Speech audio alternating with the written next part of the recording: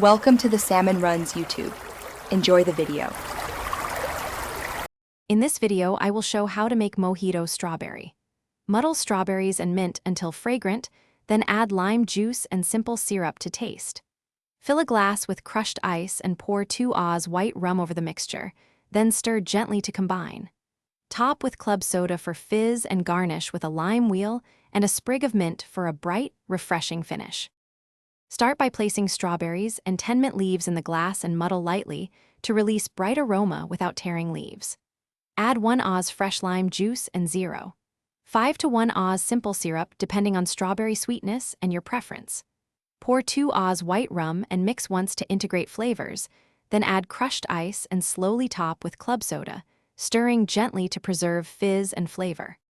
If you want variation, substitute frozen strawberries for a slushy texture or use 2 Oz vodka for a cleaner, lighter profile. For an extra bright drink, lightly bruise mint in your hands before adding so oils release evenly. Rimming the glass with sugar or a bit of lime zest adds a sweet contrast. Always taste and tweak sweetness, lime, and rum levels to match your personal balance and the strawberries you use. Thanks for watching. Consider subscribing if we helped you.